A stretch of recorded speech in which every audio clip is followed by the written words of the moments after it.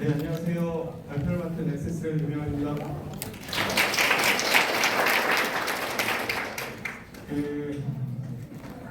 오늘은 계속 다들 소프트웨어 얘기를 하고 있는데, 저는 하드웨어 얘기를 좀 들려드릴까 합니다. 근데 하드웨어 얘기하기 전에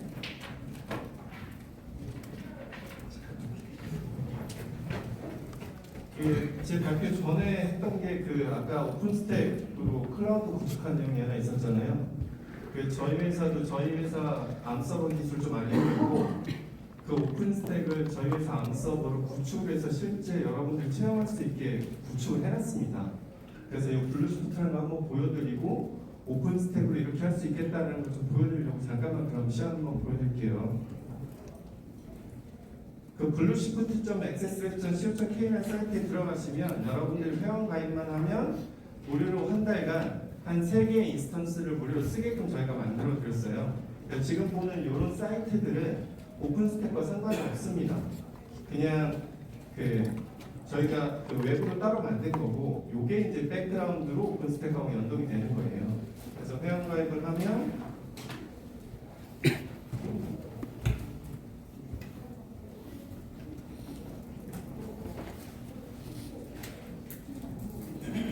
그럼 저희는 클라우드 회사는 아니잖아요. 아까 원더펀드 세션의 질문 중에 하나가 공인 IP가 하나일 때 부족하면 어떻게 하느냐 이런 얘기 있었고, 공교롭게 저희가 쓰는 미크로틱을 아까 아주대학교도 미크로틱 라우터를 쓰고 있더라고요.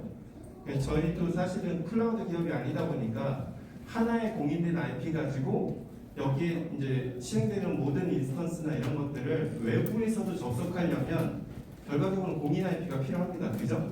그래서 저희가 라우터의 포트 포워딩 기능을 API로 구현해서 지금 외부에 접속할 수 있게 해놨고요. 예를 들면 지금 하나는 돌리고 있는 거고, 예를 들어서 하나 또 만든다고 하면 이런 게 이제 오픈스택으로 할 수 있는 거예요.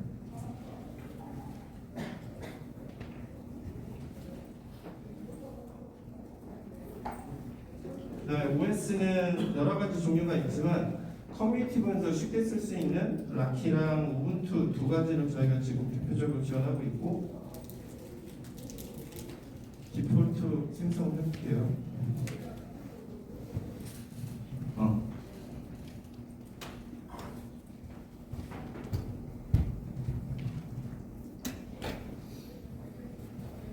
그러면 웹에서는 지금 생성을 한다라고 했으면 이 정보들이 API를 통해서 오픈스택 존으로 보내지고, 걔네들이 지금 저기는 진행 중인 작업이 없지만 나중에 보시면 저기서 이렇게 뭔가 스포닝도 저렇게 일어나고 뭔가 작업들을 계속 할 거예요.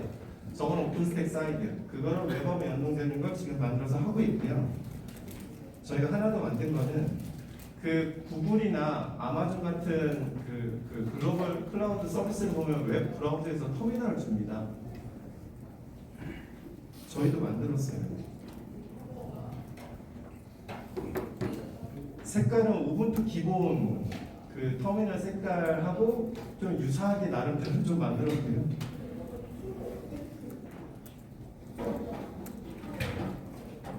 여기서 작업하면 하실 수 있게. 그리고 대부분은 터미널 작업을 할 때 리눅스 명령어가 깁니다. 그죠? 그래서 마우스 오른쪽 버튼, 얘는 지금 맥이라서 헷갈리는데, 마우스 오른쪽 버튼을 누르면 붙여넣기 복사 같은 게 있고, 리눅스 터미널을 우리가 하나만 쓰진 않잖아요. 계속 만들어서 쓸 수 있게끔 지원하고 있어요. 요게 오픈소스 기반의 파이썬을 가지고 저희가 저희한테 맞게끔 만든 겁니다.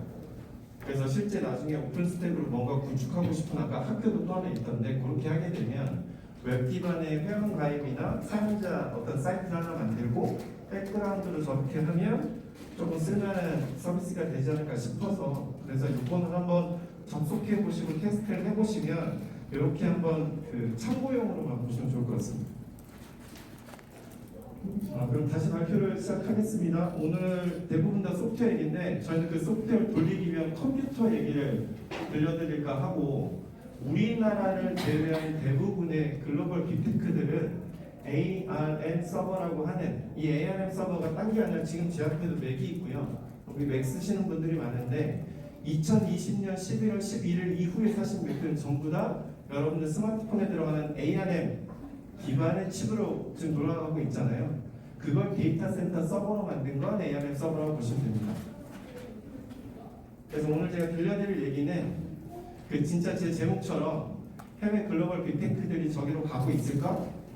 만약에 가고 있다면 왜 가고 있을까? 그러면 우리는 어디로 가야 할까? 이런 얘기들을 조금 한번 들려드리고자 이렇게 좀 자리에 섰습니다. 실제 가고 있으니까 제가 이 얘기를 꺼냈을 거잖아요. 이게 좀 짧게 요거로 하면 되나요? 그냥 제목에는 큰 상관이 없어서 그냥 할게요. 그 원래 암서버의 실제 역사는 2009년으로 올라갑니다. 그리고 실제 2009년도에 칼세가라고 지금은 없어진 기업이 있고 그 기업이 만든 칩으로 여러분들이 잘 아시는 HP 그 다음에 그 칩과 유사한 기능을 가진 다른 칩으로 델도 서버를 만들었어요. 근데 2009년이라고 우리가 잘 모르잖아요. 혹시 삼성에서 만든 그 안드로이드 폰 중에 갤럭시 S1이라고 혹시 모르실 수도 있을 것 같은데 그 정도 칩 생각하면 돼요. 근데 그 칩의 가장 큰 문제는 가상화가 하드웨어적으로 칩에서 지원이 안 됐습니다. 그렇다는 얘기는 성능이 떨어졌다는 얘기죠. 그래서 그때는 어디도 이 암 서버가 성공을 못했어요. 그러다가 또 갤럭시로 설명드리면 갤럭시 S4 정도에 들어갔던 칩부터 가상화가 지원이 됐고 글로벌로는 2012년도에 그 지금은 이름을 암페어라고 바꾼 어플라이드 마이크로라는 회사가 칩을 하나 만들고 실제 출시를 했으나 출시를 했다 뿐이지 서비스로 성공하지는 못했어요. 아쉽게도.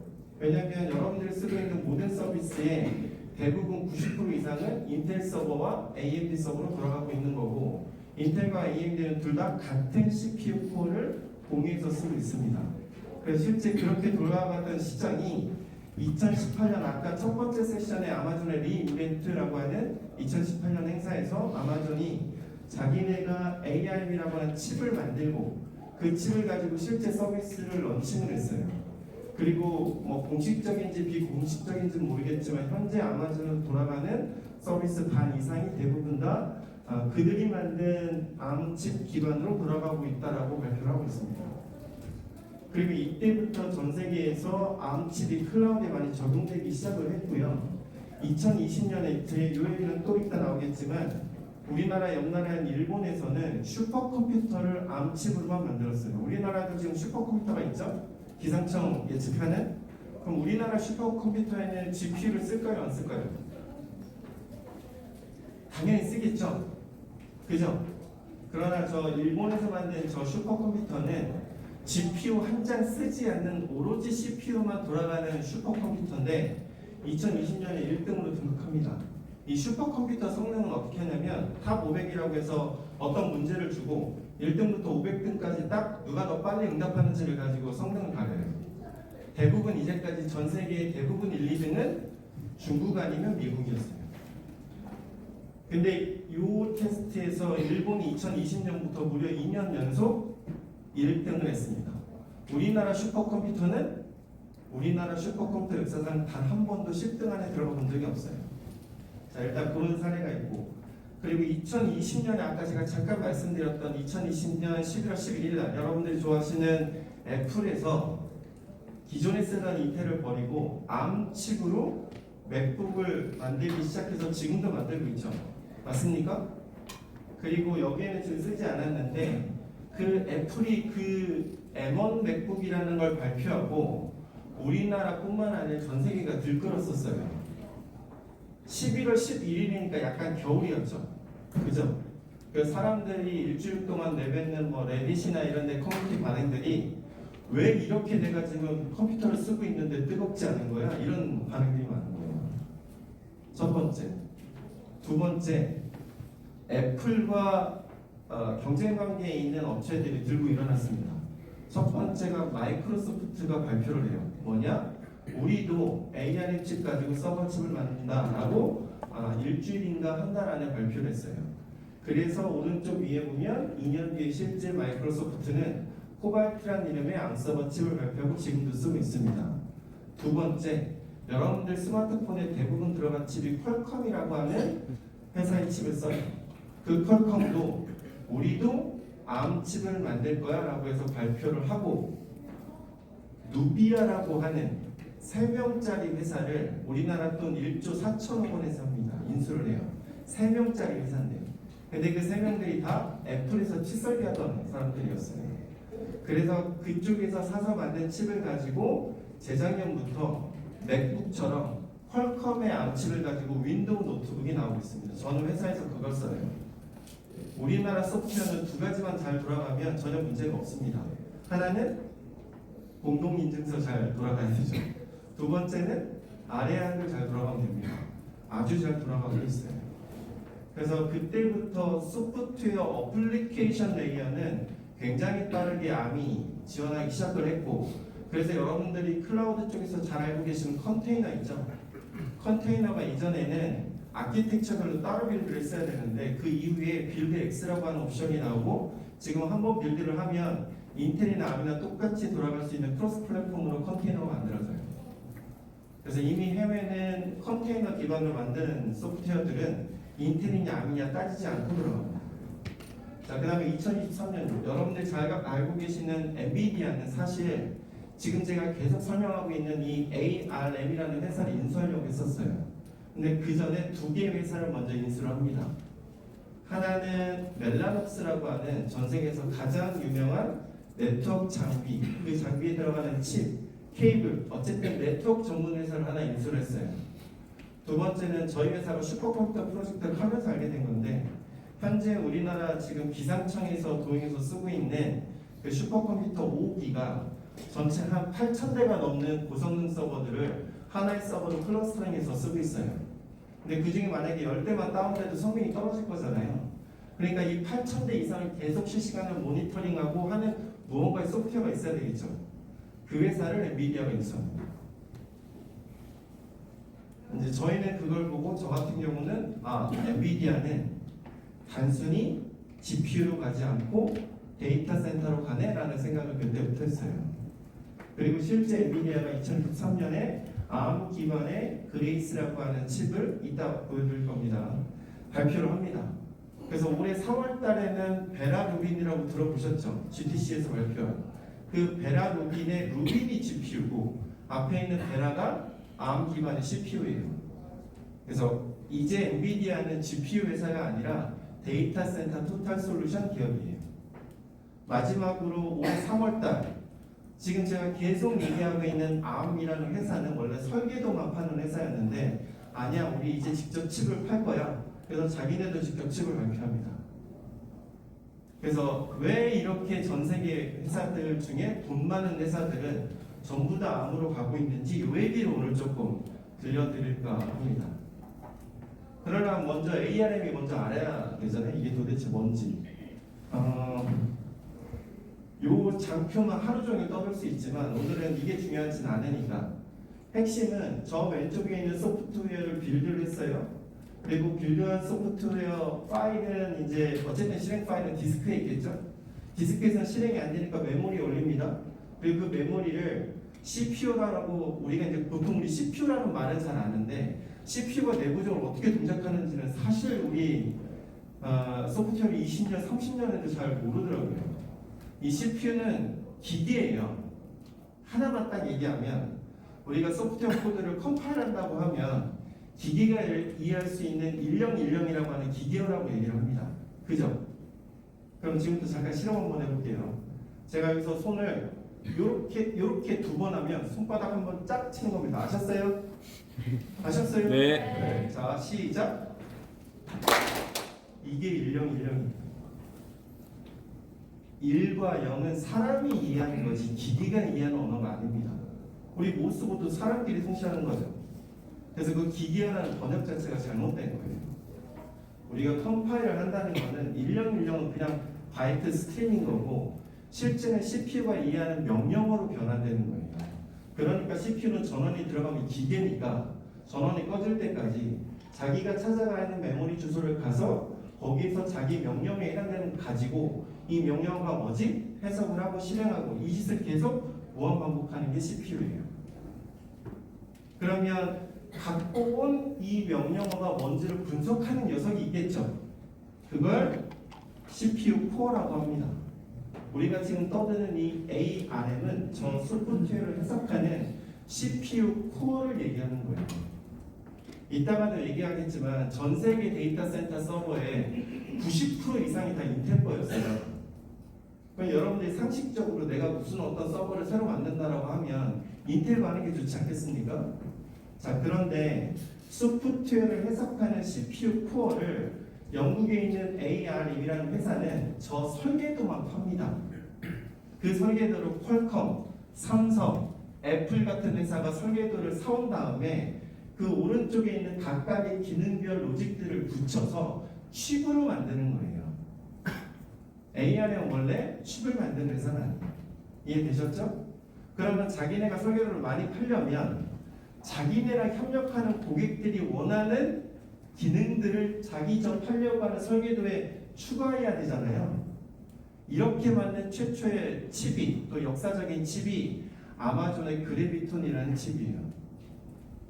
여러분들의 사용하고 있는 지금은 좀 바뀌었지만 원래 우리 스마트폰은 대부분은 다 이 인베디드라고 불리는 작은 배터리 가지고 뭔가 돌아가야 되다 보니까 칩을 작게 만들고 뭘 해야 돼서 사실은 성능에 초점을 맞추지는 않았습니다. 그래서 예를 들자면 우리 컴퓨터에 들어간 인텔 칩은 어떻게 되어 있느냐, 키보드 마우스 같은 입출력 장치랑 메모리 디스크 같은 메모리 장치를 구분해서 관리해요. 근데 우리 ARM 칩은 그러지 않았거든요. 근데 그러지 않고 한꺼번에 관리하다 보니까 내가 소프트웨어 찾아가는 시간이 오래 걸리는 거예요. 근데 서버는 그러면 안 되잖아요. 이걸 아마존하고 아마로 연구해서 새로 만든 아키텍처가 ARM 네오버스라고 하는 아키텍처고 그 아키텍처를 가지고 최초로 만든 서버 칩이 아마존의 그래비톤이에요. 그래서 그때부터 우리가 치는 거예요. 그러니까 ARM은 이렇게 어떤 고객들과 뭔가를 만드는데 그럼 인텔과 AMD는 어떻게 할까요? 인텔은 저 코어도 자기네가 만듭니다. 오른쪽에 있는 로직들도 자기네가 만들어요. 그래서 칩도 자기네가 만들어요. 그래서 인텔이나 AMD 전략은 표준화 전략이에요. 니네는 칩 신경 쓰지 마. 우리가 다 줄 거야. 그러니까 우리가 주는 대로 요 표준화된 보드 가지고 서버 만들어서 써. 이게 인텔과 AMD 전략이에요. 이해되셨죠? 그래서 기성품만 씁니다. 근데 ARM은 약간 핸드메이드적인 커스터마이징을 굉장히 잘 지원해요. 그래서 되게 고객 친화적으로 기능들을 추가해 주는 거예요. 너는 로봇을 중요시 하는구나. 그러면 로봇에 관련된 걸 넣어줄게. 이런 식으로 뭔가 만들어줄 수 있는 그 차이가 있는 거예요. 그러면 얘네들 왜 글로 가고 있는지를 좀 봅시다. 아까 제가 말씀드렸던 엔비디아 칩이 저 왼쪽에 엔비디아 그레이스 아퍼 200, 그레이스 블랙 200, 올해 3월달에 나온 엔비디아 베라루빈 저렇게 생겼는데 제가 형광색으로 표시된 저 점선 칩이 CPU고 저 CPU 옆에 또 칩들이 있죠? 그죠? 그 그레이스 블랙벨도 위에 두 개가 있고 얼마 전 발표한 베라루빈도 위에 두 개 황금색 칩이 있잖아요. 저게 GPU예요. 그 여러분들이 주식 때문에 너무나 잘 알고 계시는 HBM이라고 하는 메모리는 저 황금색 GPU 주변에 박혀 있습니다. 그리고 왼쪽에 있는 CPU 주변에는 우리가 소위 메모리라고 하는 DDR 칩들이 박혀 있어요. 그러니까 여러분들 애플 맥북을 살 때 메모리 사이즈를 정하는 이유는 카드를 바꿀 수가 없고 저렇게 칩으로 박히기 때문에 엔비디아도 그렇게 박혀서 나옵니다. 그래서 이렇게 엔비디아가 만들었는데 그 이유는 한 세 가지 정도 생각하시면 돼요. ARM 칩이 클라우드에 너무나 최적화되어 있는 칩이기 때문이기도 합니다. 그래서 아까 제가 잠깐 보여드렸듯이 구글 얘기는 빠졌는데 구글도 엑시온이라고 하는 암서버 칩을 만들어 쓰고 있어요. 그래서 전 세계 넘버 1, 2, 3, 4 정도까지 대부분의 글로벌 클라우드들은 전부 다 ARM 서버를 쓰고 있습니다. 이 얘기를 좀 설명드릴 거고, 두 번째, GPU 가지고 계속 우리는 얘기를 하고 있고 앞으로도 얘기를 할 건데 요즘 AI는 에이전틱이든 어떤 얘기든 다 하기 전에 일단 하나가 제일 중요합니다. 지속 가능하게 구축해서 쓸 수 있느냐 얘기예요. 돈이 계속 들어갈 거잖아요. 그래서 그 지속 가능한 인프라 구축을 어떻게 할 건지 그거에 대한 얘기를 조금 설명드리고, 마지막은 젠슨왕도 우리나라에 그렇게 러브콜하는 이유 중에 하나가 우리나라의 제조 산업이 정말 풍부하죠. 그리고 제조 산업이 있어야만 가능한 AI가 피지컬 AI입니다. 그죠? 그래서 지금 중국이나 사실 피지컬 AI 전 세계 넘버원은 중국입니다. 중국은 이미 자율주행도 하고 있고, 그 다음에 중국은 로봇이 한 몇십만 대씩 만들어져가지고 지금 뭘 하고 있잖아요. 거기서 나오는 시행착오들을 얼마나 많이 하겠어요. 우리가 지금 계속 AI를 얘기하고 있는 이유는 우리가 잘 때도 AI는 소프트웨어를 백그라운드로 돌리고 있을 거예요. 마찬가지로 로봇에 대한 어떤 피지컬 AI를 굉장히 많은, 마치 GPU의 코어처럼 굉장히 많은 로봇들을 만들어서 그걸 계속 학습시키고 있는 중국을 그렇게 쉽게 따라갈 수 있을까요? 그래서 제조 인프라가 굉장히 중요한데 그 얘기도 한번 잠깐 설명드리도록 하겠습니다. 원래 서버 인프라는 90년대까지는 사실은 뭐 클라우드나 이런 용어가 거의 없이 다 온프레미스로 전산실을 직접 구축해서 운영을 했습니다. 그러다가 90년대 말 2000년 초부터 포탈이나 인터넷 서비스 붐업 시대가 왔었죠. 그러다 보니 그 인프라를 구축하는 시간보다 서비스를 가입하는 사용자 수가 워낙에 증가하는 거예요. 그래서 우리나라는 호스팅 서비스라고 불리는 것부터 뭔가 위탁 외주를 주는 방식으로 많이 진행을 했고, 그 호스팅 서비스가 조금 더 진화한 게 클라우드인 거죠. 그 호스팅 서비스랑 클라우드 서비스랑 가장 결정적인 차이가 뭐죠? 돈 내는 방식이 다릅니다. 호스팅은 무조건 이제 딱 정해진 사이즈의 금액만 내잖아요. 그리고 클라우드는 쓴 만큼 내는 게 조금 다르죠. 그거 차이인 거지 크게는 다르진 않아요. 그러다 보니 제가 90년대 학교 다닐 때는 저희는 유닉스라는 걸 썼어요. 워낙 비싼 이제 머신이었던 거죠. 근데 인터넷 서비스는 그렇게 하다 보면 배보다 배꼽이 커지니까 싼 서버가 필요했고, 이때 인텔이 굉장히 빠르게 자기네 칩 가지고 기존의 유닉스보다 더 싸고 더 잘 돌아가는 서버를 만들어준 거예요. 그래서 인텔로 굉장히 빠르게 변화는 됐습니다. 근데 문제는 서비스 소프트웨어의 구독자 수가 너무나 빨리 증가하는 거예요. 그러면 우리 머리 중에 상식적으로 CPU 코어라고 하는, 아까 그 코어 잘 생각해보세요. 얘는 소프트웨어를 해석해서 실행하는 주체잖아요. 물리적인 코어가 하나일 때 당연히 하나의 소프트웨어 스레드를 돌릴 겁니다. 그죠? 근데 서비스 요청은 굉장히 많은 사람들이 들어와요. 그러면 하나의 코어 가지고 여러 명의 서비스들을 최대한 많이 뽑아낼 수 있는 방법들을 찾아야 되고, 그거를 처음에는 소프트웨어적으로만 해결했다가 그러면 성능이 안 나오니까 인텔에서는 어떤 방법을 찾았느냐, 하나의 물리적인 코어를 마치 두 개의 하드웨어 CPU 코어가 있는 것처럼 소위 분신술 기술을 만든 거예요. 그걸 하이퍼스레드라고 합니다. 제가 지금은 안 읽지만 옛날에 나루토라고 하는 만화를 좋아했는데 손오공이나 나루토처럼 이렇게 분신술을 하는 거예요. 그죠? 근데 이 분신술에는 아주 극명한 치명적인 약점이 하나 있어요. 나루토나 손오공은 물리적으로 여러 명이었죠. 쟤는 근데 물리적으로 하나인 거예요. 근데 두 개처럼 돌아가야 되니까 한 명이 굉장히 빠르게 다다다다다닥 해야 되는 거예요. 근데 이때 만약에 들어온 요청이 한쪽은 별거 아닌 서비스였는데 한쪽은 트랜잭션이 엄청나게 높은 서비스가 만약에 들어온 거예요. 예를 들면 여기에 만약에 와이파이 무선 공유기가 있다고 칩시다. 근데 어떤 한 사람이 이 공유기에 붙어서 대용량 파일을 다운로드 받고 있어요. 그럼 다른 사람이 영향을 받습니까? 안 받습니까? 이런 쉐어드 미디어는 받아요.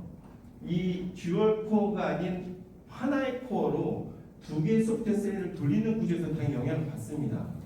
이걸 노이즈 네이버라고 해서 한쪽이 워낙 세면 다른 쪽이 예측 불가능한 답수를 낸다는 거예요. 그죠?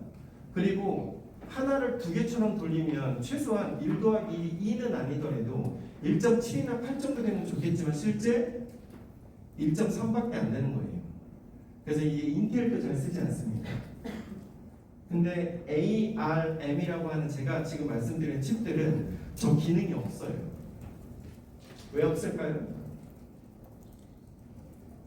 코어 수가 워낙 많기 때문에. 저희 회사에서 지금 잘 팔리는 서버가 CPU 칩 하나에 3GHz 128개 코어가 물리적으로 분리되어 있습니다. 독립적으로 돌아가요.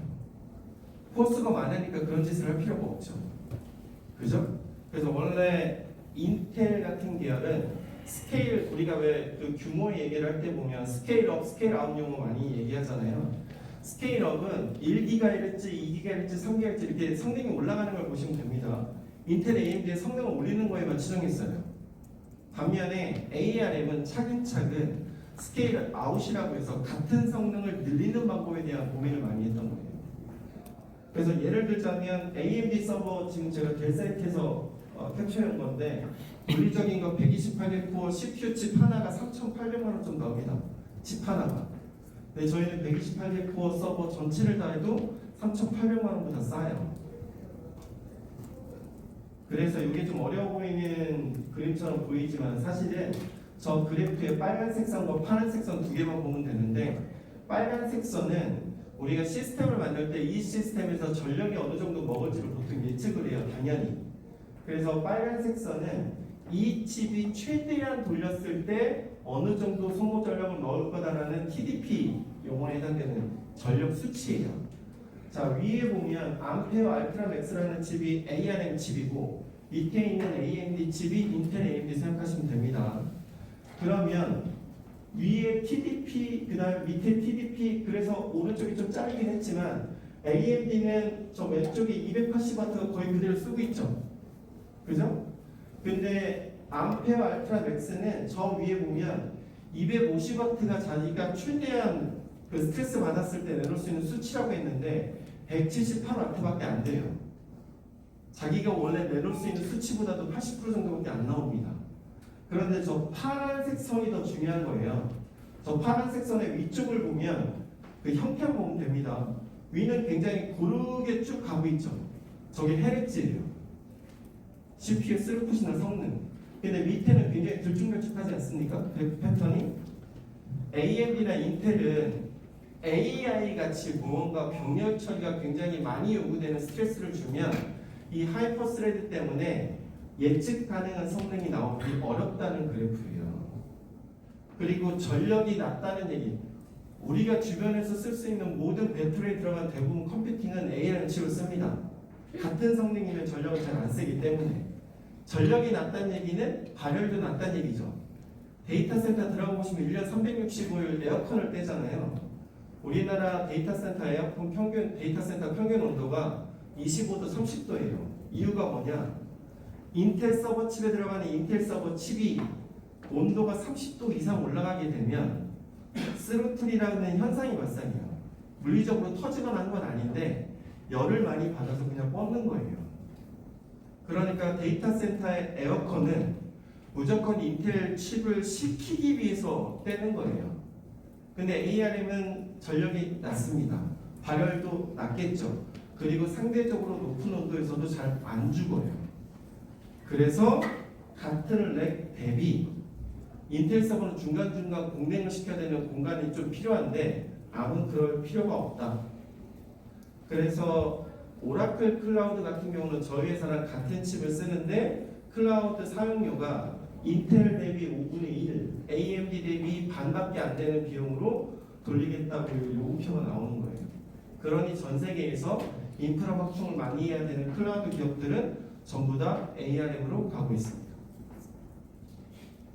그리고 에이전트 얘기 오늘도 조금 나왔었는데 이 에이전트는 기존에는 AI 모델의 성능이 누가 더 좋은지를 얘기했다면 지금은 그런 모델들을 누가 더 요때 잘 골라 쓰느냐가 중요한 거예요.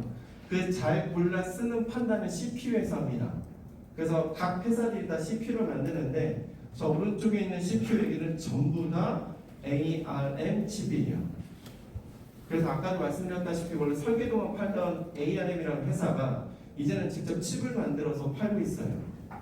또 왜 이런 짓들이 일어나느냐? 아까 제가 잠깐 인텔은 자기네가 코어도 만들고 칩도 만들다 그랬죠.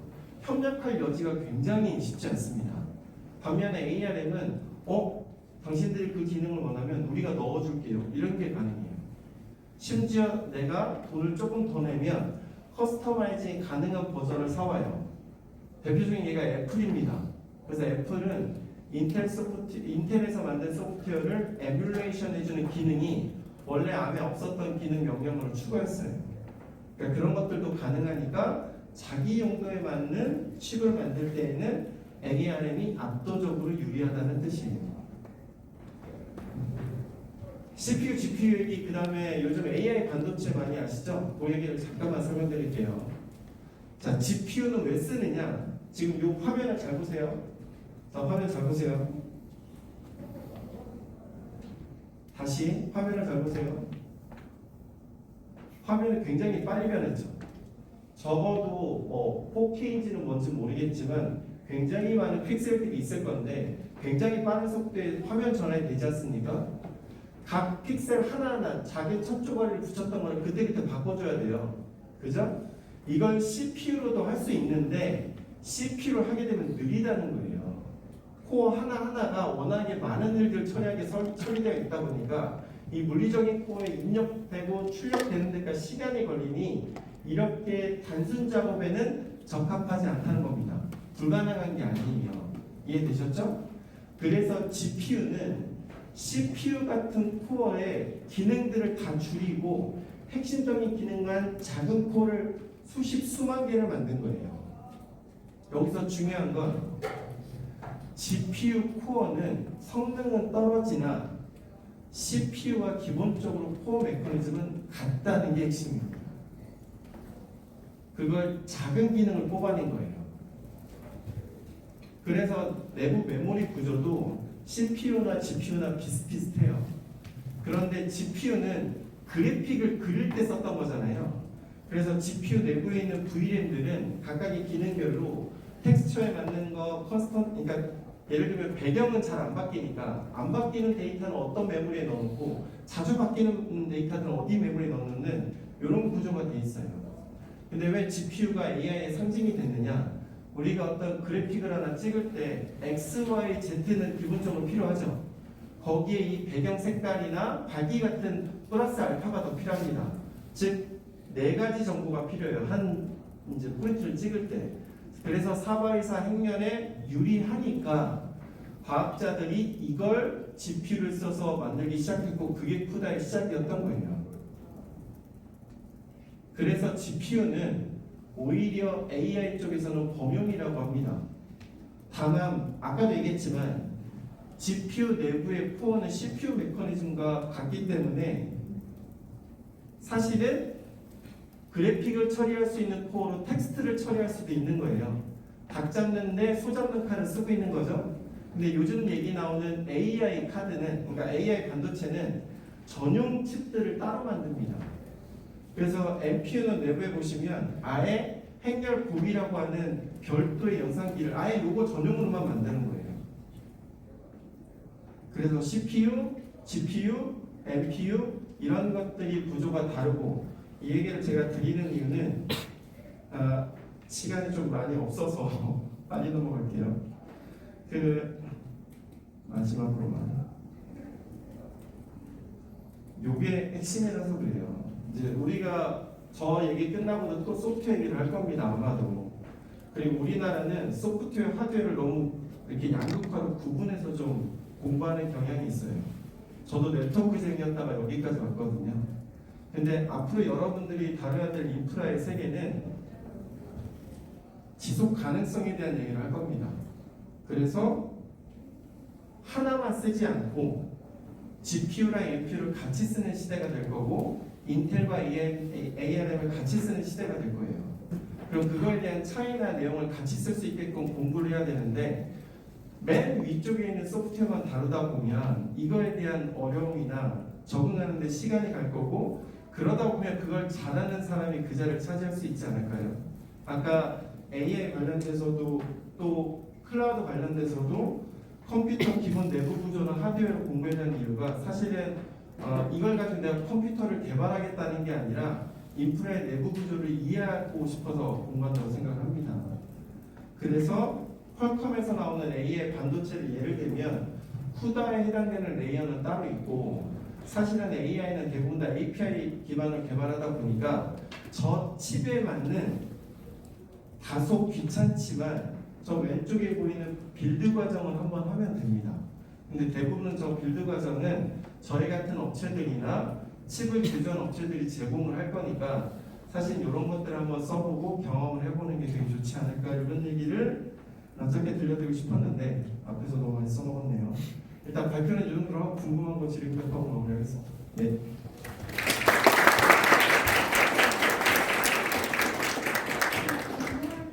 질문 있으시면 손 들고.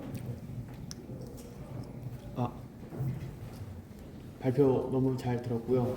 저도 이제 똑같이 ARM 굉장히 팬이어서 노트북도 스냅드래곤 퀄컴 거 쓰고 있습니다. 열심히 주식도 사놓고 있는데 약간 어쨌든 근데 결국에 저희가 ARM을 얘기하기 전에 리스크를 얘기해야 되고 엑스팔을 얘기해야 되고 시스크를 이해해야 된다고 저는 생각을 했는데 결국에 저희가 지금 표준적으로 말하는 ARM은 사실 ARM이 회사 이름이고 거의 어떻게 보면 저희는 회사 종속적으로 지금 모든 회사들이 아키텍처를 구축하고 있지 않습니까? 저는 그래서 되게 모노폴리한 회사다 하고 되게 굉장히 저도 긍정적으로 보고 열심히 주식도 사 모았었는데 근데 저는 사실은 반도체 좋아하시는 분 아시겠지만 짐 켈러라는 전설적인 인물이 있지 않습니까? 이분이 지금 전개하고 있는 리스크 V 기반의 텐스토렌트가 원래는 저는 ARM을 완전히 그냥 커스터머 위주의 상품이라고 생각을 했었어요. 그래서 핸드폰이든 뭐든 이거는 온디바이스로 짱이다 하고 모았었는데 텐스토렌트가 앞으로 이제 전개한 리스크 V가 더더욱 커진다면 저는 ARM의 폐쇄적인 거에 대비하여 굉장히 넓다고 생각을 하거든요. 그 가능성이. 그럼 만약에 추후에 그 대표님 생각으로는 리스크 V의 기반의 생태계와 혹은 그냥 일반적인 저희가 전통적인 리스크가 가져갈 이 생태계 사이에서 어떤 점으로 약간 조금 비즈니스를 전개하고 어떤 부분에 있어서 리스크 V가 위협이라고 생각하시는지가 좀 그 통찰이 좀 궁금합니다. 일단 질문 내용을 이해 못하시는 분들도 계실 것 같아서 짧게 설명드리면 아까 제가 CPU는 내부에 코어가 있다고 했죠. 근데 이 코어를 전 세계적으로 만들 수 있는 회사가 극히 드뭅니다. 인텔, AMD, ARM 몇 군데 안 돼요. 그러면 전 세계에서 많이 쓰는 칩들을 만들 수 있는 핵심 기술을 내가 갖고 있으면 쉽게 오픈할까요? 다 돈 주고 팔거나 아니면 안 팔고 자기네 용도로만 쓰는 거예요. 근데 조금 전에 질문 나왔던 리스크 5라고 하는 요건 뭐냐면 우리 왜 리눅스처럼 오픈소스 소프트웨어들이 있듯이 이 코어 자체를 학교에서 만들어서 이 코어 기술을 오픈소스 푸는 게 아까 질문 나왔던 리스크 5예요. 그러면 왜 우리가 비싸게 ARM 같은 거 사고 인텔 사고 뭐하러 사요? 내가 다 만들면 되지. 그 얘기를 질문 주신 거였고 제가 생각하기에는 제가 암서버를 우리나라는 여러분들 지금 여기에 계시는 모든 노트북 전부 다 우리나라에서 직접 만든 노트북은 단 한 대도 없습니다. 삼성, LG도 다 외국에서 찍어서 갖고 와요. 우리나라는 컴퓨터를 직접 제조하는 회사는 없습니다. 저희 회사 하나를 제외하고 저희는 직접 한국에서 직접 보드를 찍고 바이오스 저희가 올려요. 이 짓을 15년째 하고 있어요. 그런데 예전에도 그런 얘기가 ARM에서 나왔어요. 이제 ARM 치고 올라갈 거다. 그 얘기를 제가 15년 전부터 들었거든요. 여기서 말씀드리고 싶은 건 삼성하고 애플 폰 얘기할 때 항상 우리가 그런 얘기 하지 않아요? 삼성은 굉장히 하드웨어적인 스펙만 얘기한다. 뭔가 좀 멋들어지지 않는다. 예쁘지 않아. 좀 센시하지 않아. 맨날 우리 이런 얘기 하잖아요. 거기서 나오는 개념이 소프트웨어예요. 지금 여러분들이 최소한 클라우드나 인프라에서 돌리는 모든 소프트웨어는 저희 암서버에 다 돌아갑니다. 저희 회사가 협업하고 있는 업체 중에 여러분들 알약이라고 아시죠? 알약 서버용 저희까지 잘 돌아가요. 그러니까 소프트웨어는 대부분 다 돌아간다고 보시면 돼요. 특히 클라우드는. 근데 우리는 다 인텔을 쓰죠. 그죠? 해외는 인텔 안 쓰고 아무나 막 간다면서요. 우리나라는 적극적으로 도입하는 데가 없습니다. 왜 그럴까요? 생태계지요. 아니요, 생태계는 이미 있어요. 우리나라 여러분들 직장 다니시는 직장의 KPI가 좀 그래요. 해외는 어떤 구조를 개선하고 혁신을 끌어내면 돈을 더 줍니다. 우리는 사고를 치면 돈을 깎죠. 그래서 사실은 겁을 많이 내는 거예요. 어쩔 수가 없이. 근데 인프라라는 건 어쩔 수 없다고 생각이 들어요. 왜냐하면 그래도 하나 잘못되면 큰일 나니까. 아까 제가 두 번째 세션은 굉장히 즐겁게 들었는데 아까 두 번째 세션의 옵저빌리티를 얘기할 때 제로로 만들지 않고 이거를 빨리 탐지해서 격리시키는 방법을 얘기하잖아요. 사실은 오픈스택 초창기 때 아까 제가 보여드렸던 오픈스택도 그렇고 우리가 VM 만들고 뭐 할 때 VM이 완전히 끝까지 뭐 영속적으로 다운되지 않을 거라고 설계한 인프라가 과연 맞을까요? 그거 자체가 잘못된 거예요. 다운됐을 때 어떻게 빨리 복구할 건지를 고민해야지 너는 다운시키면 안 되라고 얘기하는 게 이게 말이 됩니까? 그래서 사실은 그런 이슈적인 게 하나 있고 그럼에도 불구하고 해외는 빨리 가고 있으니까 리스크5로 실제 개발한 업체도 있습니다. 대표적인 예가 원래 퀄컴은 2017년에 앞서버 칩을 만든 적이 있어요.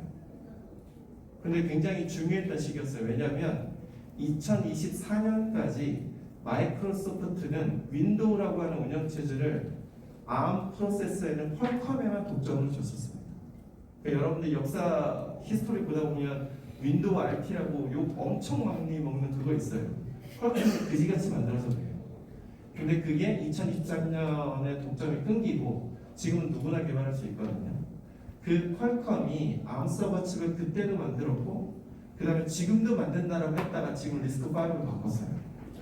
그래서 서버용 리스크5를 만들고 있긴 한데 문제는 리스크5는 현재 우분투나 몇 가지 리눅스만 지원될 거예요. 그럼 기존에 만들었던 소프트웨어를 다 포팅을 해야 되잖아요. ARM 여기까지 오는데 20년 걸렸어요. 근데 ARM으로 바꾼 다음에 ARM에서 리스크5 가는 건 굉장히 짧을 거라고 저는 생각해요. 한번 인텔에서 옮기는 게 어렵지 옮긴 다음부터는 리눅스 베이스잖아요. 그러니까 이건 그냥 갈 거예요. 그럼에도 불구하고 아마 거기까지 사람들의 마음이 풀리고 가는데 최소 5년은 걸릴 겁니다.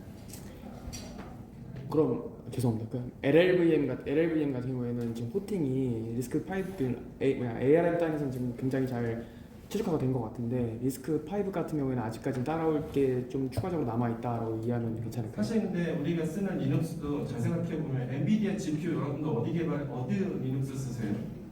레드 쓰세요? 레드, 우분투 쓰시죠?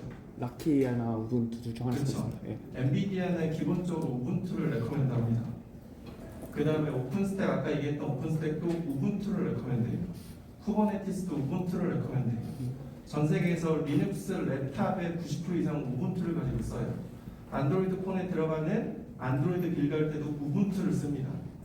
그래서 우분투 베이스는 지금도 리스크5 잘 돌아가요.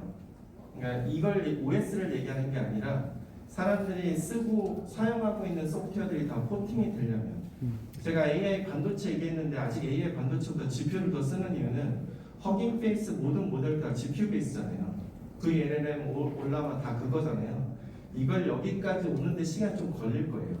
근데 그 시간이 리스크5도 필요하다는 거죠. 저는 한 3년에서 5년 뒤를 보고 그때 만약에 저희 회사가 상장돼 있으면 저희 회사 칩을 리스크5로 만들고 싶습니다. 오, 왜냐면 싸긴 싸요. 무슨 리스크5. 감사합니다. 마지막 질문은 질문하시는 건가요? 네, 지금 그럼 마지막으로 질문한 거. 저분은 손. 끝나고 질문. 네. 네.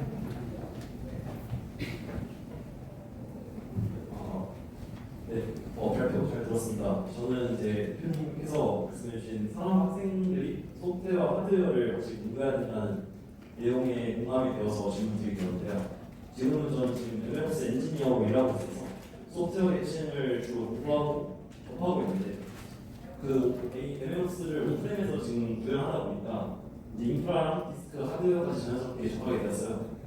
그래서 지금 의문을 드리고자 하는 것은 소프트웨어와 하드웨어를 함께 아우르는 엔지니어가 하고 싶다, 되고 싶다는 열망이 대표님 강연을 듣고 강해졌는데 이런 사람을 꿈꾸는 뭐 학생이나 아니면 직장인들에게 어떤 학습 방법을 추천하는지 질문드리고 싶습니다.